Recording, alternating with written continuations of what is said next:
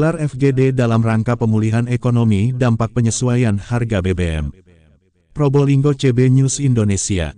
Guna menyerap aspirasi warga yang terdampak penyesuaian harga BBM oleh pemerintah, Direktorat Intelkam Polda Jatim menyelenggarakan serangkaian fokus group discussion FGD yang dilaksanakan di sejumlah kota.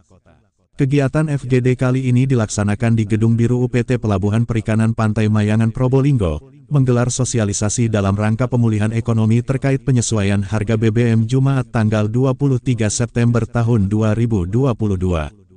Kegiatan ini dihadiri Kepala Dinas Pertanian Ketahanan Pangan dan Perikanan Kota Probolinggo Insinyur Aris Santoso, Kanit Subdit 2 Dit Intelkam Polda Jatim Kompol Juariati, Kasat Intelkam Polres Probolinggo Kota Ibtu Gendut Wijayanto, Panit Subdit 2 Dit Intelkam Polda Jatim Ibtu Handoko, Kasih Tata Kelola Bidang Tangkap UPT Pelabuhan Perikanan Pantai Mayangan Salim, Kepala Bidang Perikanan Tangkap dan Pengembangan Hasil Perikanan DKPP Kota Probolinggo Trilia Yuliana, Sekretaris HNSI Kota Probolinggo Ferry, serta para anggota HNSI Kota Probolinggo yang berjumlah 50 orang.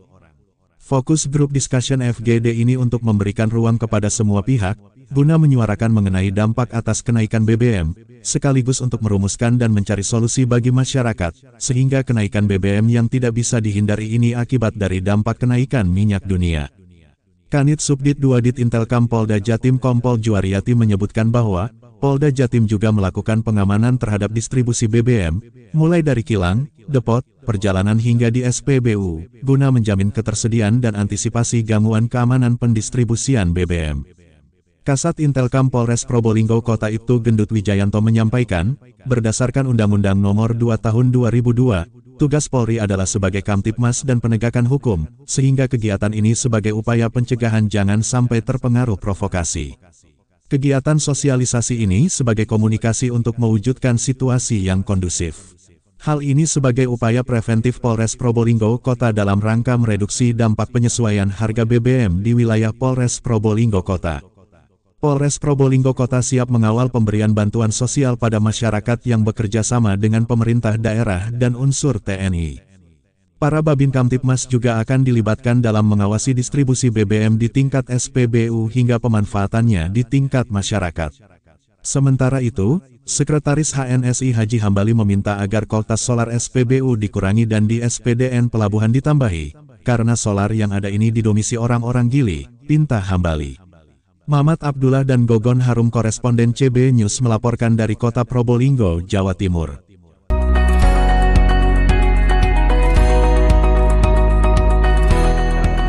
Bisa memudahkan proses untuk penebusan, bukan penebusan, pengeluaran surat rekomendasi BBM subsidi kepada nelayan. Kita mempermudah dengan dengan syarat memenuhi ketentuan persyaratan yang persyaratan penerbitan surat rekomendasi sesuai dengan peraturan BBM Migas nomor 17 tahun 2019. Kalau untuk pasokan sendiri, Pak? Untuk saat ini masih memenuhi dari SPDN Mayangan dan AKR Tangki Sebaga. Rata-rata untuk kebutuhan penyaluran BBM subsidi di Mayangan per bulan antara 95 sampai 100 km per bulan. Apakah itu sudah bisa mencukupi jumlah nelayan yang ada? Untuk sementara ini masih mencukupi, Pak. Nanti ke depannya dengan adanya penerbitan izin subsidi yang baru, kapal-kapal jaring tarik kantong itu kita usulkan untuk penambahan kuota BBM besar 828 liter per bulan atau sekitar 9.950 sampai dengan 10.200 kiloliter per tahun. Ini sebenarnya keluhan nelayan seperti apa sampai sejauh ini terkait dengan masalah kenaikan harga BBM? Kenaikan harga BBM bagi nelayan ini sangat mencekik, Mas. Karena apa? BBM harga yang lama 5.150 saja kami tidak mendapatkan hasil yang optimal. Apalagi dengan harga BBM seperti ini. Untuk saat ini kami kondusif. Kami tidak janji ya.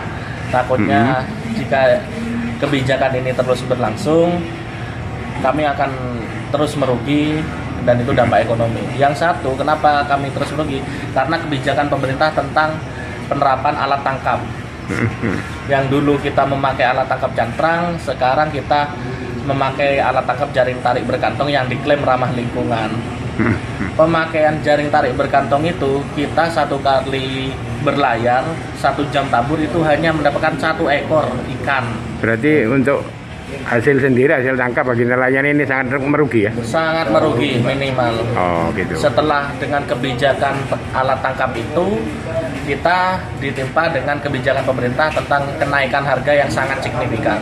Untuk pasokan BBM sendiri apa mencukupi? Untuk pasokan BBM juga kita relatif untuk dibilang aman untuk saat ini kurang, karena kita berlayarnya di sini kan musiman, Mas.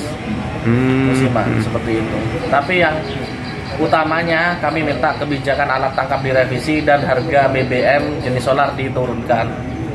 Oh, Karena gitu ya. jujur sampai sekarang kita tidak terima BLT para nelayan, kan begitu. Oh Pak, gitu ya. Betul. Oh iya. Terakhir, Yes, harapannya sendiri apa? Harapan Agak saya dipertegas pribadi ya. sendiri. Harapan nelayan. 1, kebijakan alat tangkap direvisi, Oh, dan kedua, harga solar diturunkan. oh gitu ya. Iya. Oke. Dengan siapa? Dengan Feris, selaku betul. sekretaris ANSI. Oke.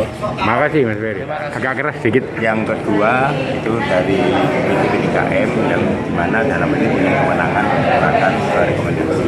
Tadi sudah disampaikan ada data terkait dengan jumlah kapal yang ini semuanya sudah dan diketahui data totalnya dan data kebutuhan potensi kebutuhan BBM-nya. Nah, sementara kita ketahui juga data ketersediaan dari SPDN itu ternyata cuma 80.000 liter ya. Kalau dikalkulasi ternyata masih kurang. Kurang berapa persen? Hampir 70%-an ya, 70%-an. Nah itu kan nanti akan kami komunikasikan baik dengan PT3M dan Dinas Pertanian, Dinas Perikanan Kelautan Provinsi, dan juga kami akan komunikasi dengan bagian perhubungan agar dilanjutkan ke Pertamina yang menangani wilayah kota Kabupaten Probolinggo. Dengan demikian, dengan kalkulasi sesuai dengan data yang ada, saya kok yakin ini akan kalau tidak bisa dipenuhi semuanya, paling tidak ada peningkatan jumlah kuota yang menurut perhitungan data yang ada itu memang sangat kurang. Sehingga apa yang menjadi tujuan dari para nelayan ini kalau tidak bisa terfasilitasi. Jadi itu nanti ke depan upaya kami koordinasi dengan bagian hukumnya, dengan PT3M dan BKP Provinsi. Terkait bantuan untuk nelayan, Pak? BLT. Untuk bantuan nelayan memang kemarin pemerintah kota sudah mengkaji untuk bisa diusulkan beberapa nelayan dengan mungkin persyaratan tertentu ya, karena mungkin terkait dengan kemampuan anggaran. Jadi ada unsur dari nelayan yang nanti kita cukupi berupa bantuan tunai. Nah, Sekian bulan ke depan, sampai selama 20 bulan ini, paling tidak ada bulan Oktober, November, Desember. Mudah-mudahan nanti segera kita bisa salurkan, dan itu nanti kita sudah usulkan datanya. Mudah-mudahan secara verifikasi di lapangan itu segera tuntas, dan insya Allah paling tidak nanti kami di bulan Oktober itu sudah bisa tersalurkan pada nelayan yang